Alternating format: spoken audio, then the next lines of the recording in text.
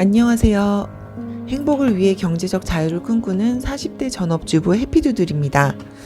역대 부동산 거래수가 최저였던 지난 6개월. 집을 내놓은 지 3달 반 만에 부동산 매도 계약을 겨우 하고 그동안 쌓였던 스트레스와 긴장이 저절로 다가오더라고요. 아무것도 하기 싫었고 할 수가 없었습니다.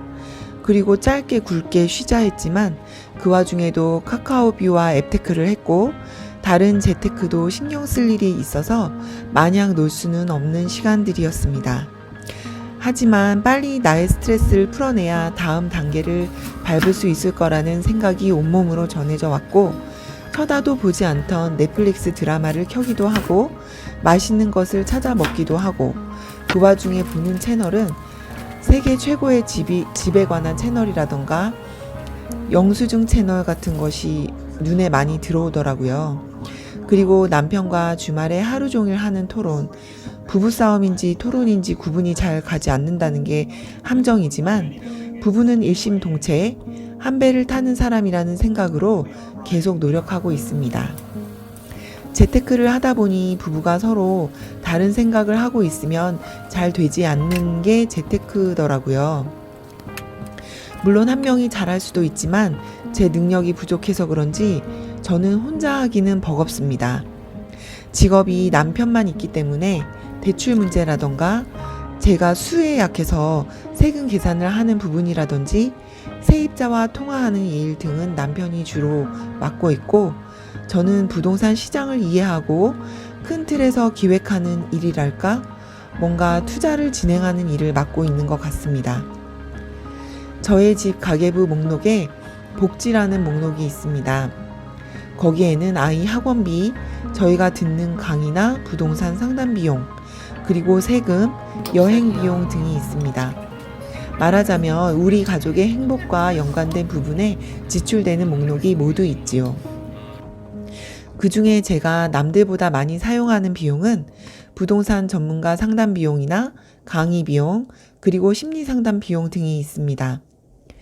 저는 살아오며 불안이 영혼을 잠식한다는 느낌을 가져본 적이 있고 지금은 어느 정도의 불안이 나의 행복을 이끌어 간다는 느낌도 가지고 있습니다. 남편은 저를 만나기 전까지 월급을 모두 다 쓰고 전혀 저축을 하지 않으며 사는 욜로족이었고 저는 알뜰하지만 수입이 적은 사람이었습니다. 이런 두 사람이 만나 지금까지 살면서 얼마나 많은 것을 경험했겠어요.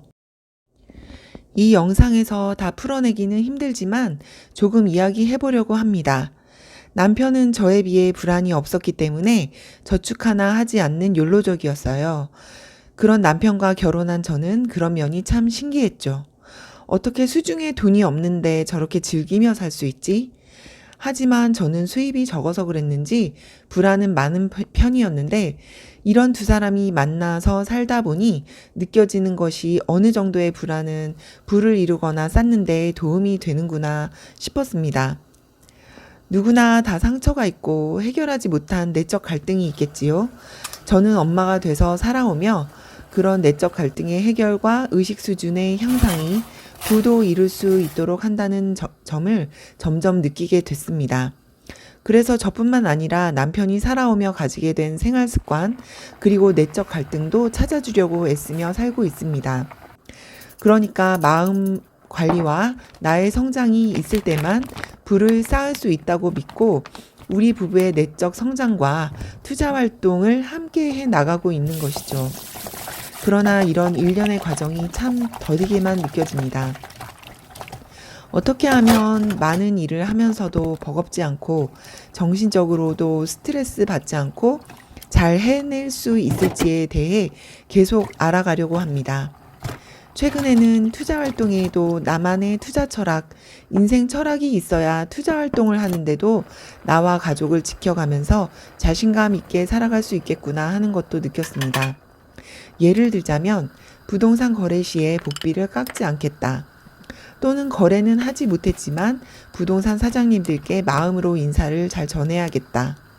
등 뭔가 찝찝해지는 투자 활동은 꺼리고 나와 타인을 배려하는 투자 활동을 해야 나도 성장하고 타인도 성장할 수 있겠다라는 느낌이랄까요? 2학년 아이가 여기 친구들과 헤어지기 싫다며 이사 가면 적응 못한다고, 이사 가기 싫다고 계속 말하는 것을 지켜보며 참 마음이 안쓰러웠습니다. 좀 더 빨리 아이가 어릴 때 내가 잘 했다면 좋았을 텐데 후회와 미안한 마음입니다. 그리고 가장 쉬운 재테크가 아끼는 것이다 라는 것이 계속 강하게 느껴집니다. 이제 곧 이사와 적응이라는 또 커다란 숙제가 있기에 지금 더 놀고 싶은 마음이 큰 것 같습니다. 마냥 놀 수 없는 저의 처지가 안타깝지만 그래도 열심히 머리 식히고 또 열심히 나가려고 합니다. 그러니까 배우자가 같이 짊어져야 할 짐에 회피했기 때문에 마치 내가 혼자 다 그냥 내가 다 맞다는 거지. 내 생각이 맞고, 내 생각이 맞고, 내 생각이 맞다고 생각하고 살았어? 내 생각이 맞다고 생각하는 거. 내 생각이 맞고, 저건 아닌데, 그냥 어떤 틀을 못 깨는 거야. 구체적으로 나한테 내가 하는 모습을 보고 저건 아닌데라고 했어? 생각을?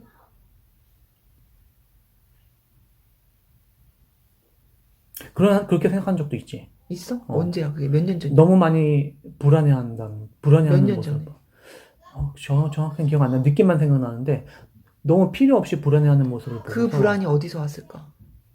나로 인해서 시작된 걸 수도 있지. 2배가 돼서 그래. 2배가 돼서. 그 불안이 2배가 돼서 그래. 음, 2배, 3배. 그래서 그럴 때 그런 걸 느꼈었어. 근데 그럴 수 있어. 그럴 것 같아. 왜냐? 나도 아니까.